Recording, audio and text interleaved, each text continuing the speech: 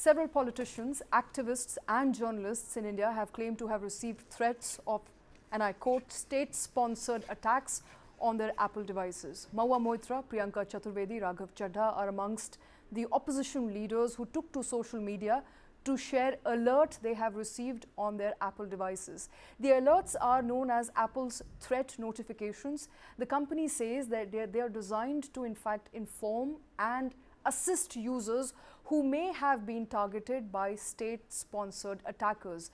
In a response to News9 query, Apple has responded saying, and I quote, Apple does not attribute the threat notification to any specific state-sponsored attacker.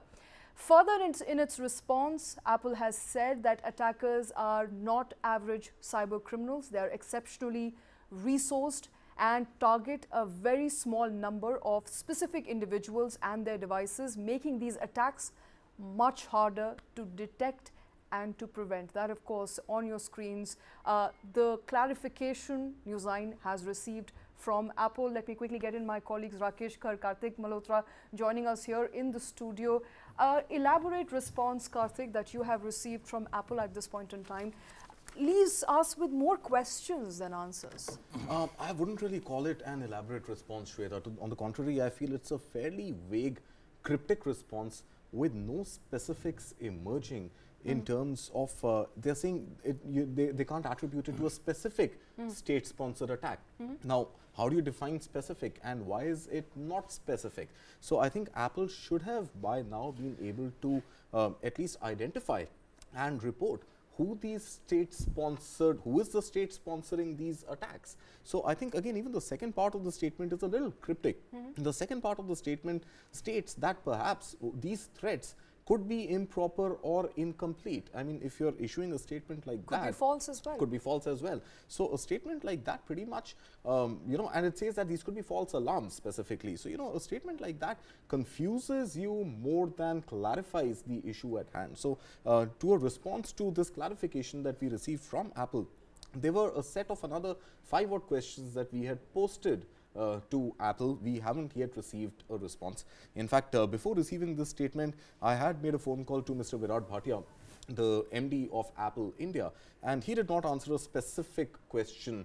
I'm using the word specific deliberately. He did not answer any specific question and routed me to the PR team at Apple. The PR team has just sent this one little paragraph, which was on your screen sometime back, on its rather vague statement. So I think 4 or 5 questions that emerge, and Rakesh could sort of add to that list. It's a fairly elaborative, comprehensive list. Number one, why hasn't Apple been able to specify which is the state which has sponsored these attacks? Number one. Number two, when is Apple going to be in a position to give a full disclosure on whatever went on today? And there are enough and more ways through which Apple should be able to identify at least the location, email ID, phone number, some sort of an identification on the person or people involved who are trying to maliciously target a certain set of individuals. Right. Number three, we also asked Apple, we've seen what happened in the US elections. We've seen how Facebook was under attack and Cambridge Analytica was under attack as well during US elections. We are in election season ourselves, and in a run-up to elections, general elections 2024, how is Apple likely to safeguard itself from any allegations on wrongdoing by way of or influencing, any targeted attack? Now, before I hand over to you for further questions and Rakesh for more comments, I think it's also important to note that as my response to these 4 or 5 questions to Apple, there was one link which was sent to me, and in that link there is one line which is fairly relevant, and that is a distinction that Apple is making between state-sponsored attacks and cyber crime and cyber criminals attacking. The distinction between the two being that cyber criminals work at a mass carpet bombing level, whereas the state-sponsored attacks, like you mentioned in your opening statement as well, are on a very, very select few number of individuals and are backed by enormous resources. And sophisticated technology. And sophisticated technology. Now, is this enough data with Apple to absolutely conclude that this is state-sponsored attack? And if it is, then I think with state and why are questions that need to emerge now. Which state agency? Lots of questions. Good to have you back, Rakesh. Thank you, Shweta. Yeah. There is a timeline of event for the benefit of our viewers. Let's break it down.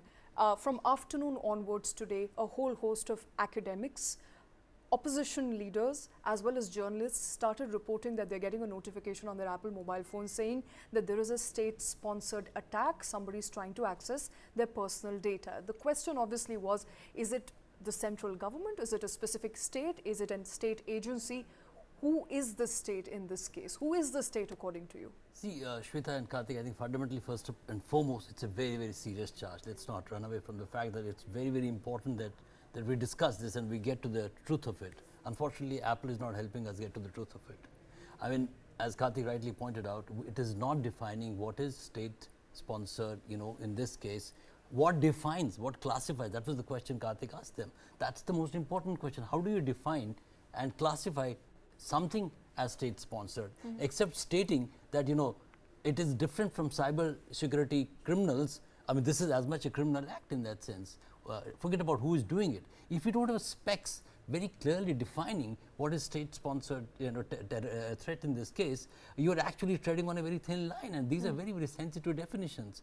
And then they make it worse in this case, unfortunately, by not identifying which state it is. And they put it right at the top of the statement that we are not specifying which state it is. We live in a borderless world, especially in the digital arena. How do you know which state is involved? As I say, and I repeat, it's a very serious issue, needs examination right at the end.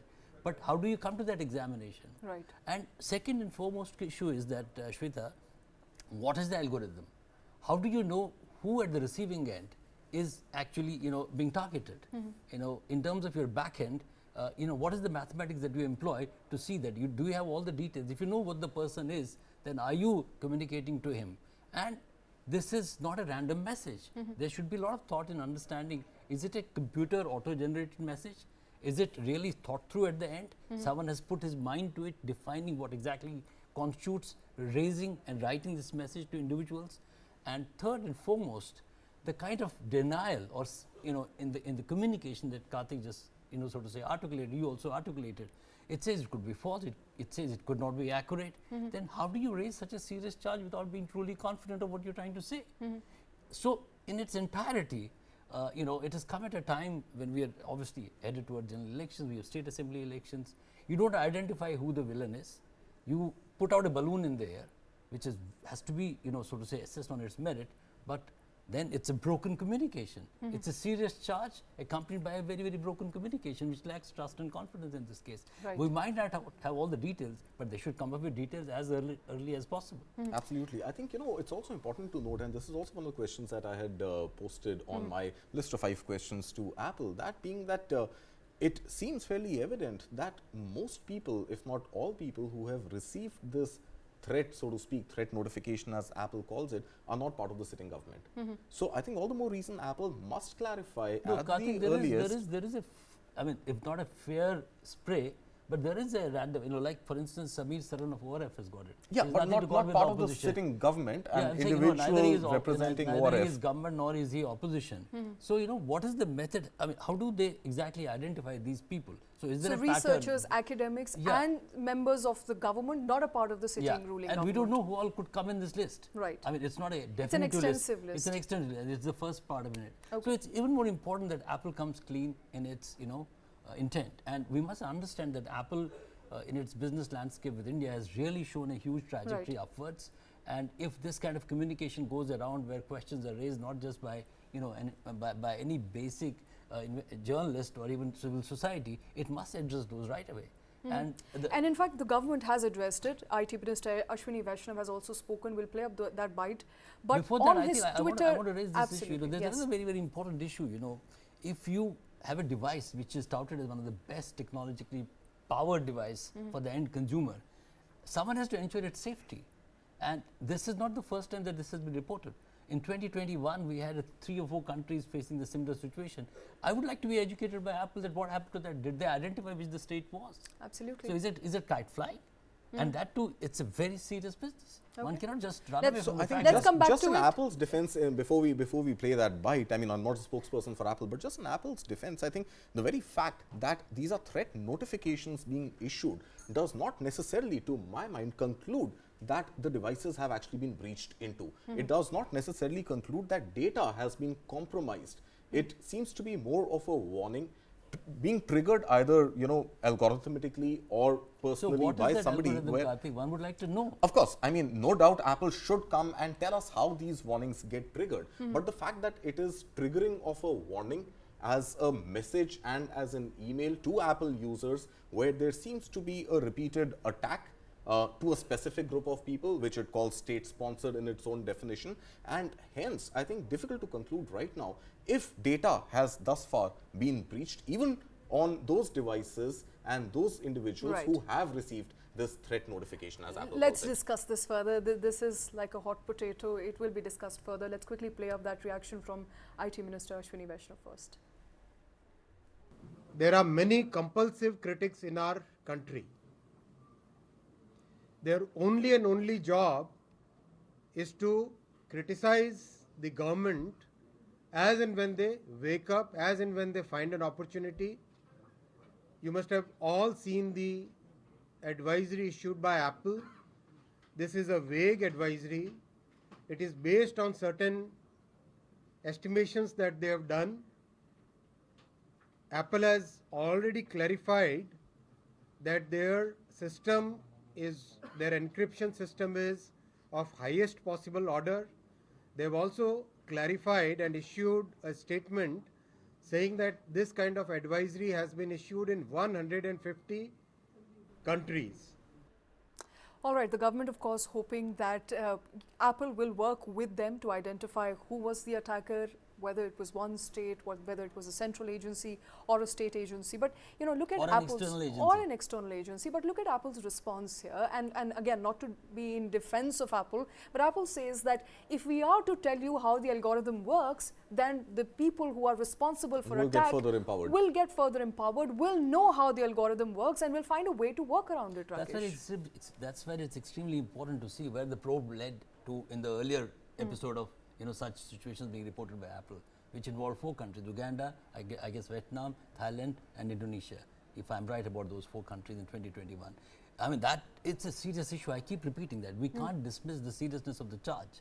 We must examine it, and for that to happen, it's important that Apple comes with all the relevant details. What is the learning from the earlier episode? How do we address that learning here?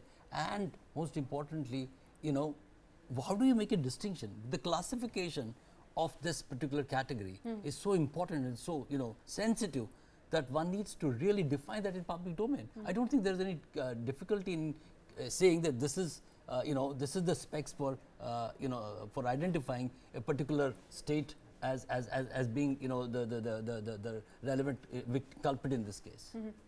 All right, Kartik, we know that this is a crucial time. 5 state elections are around the corner, starting November.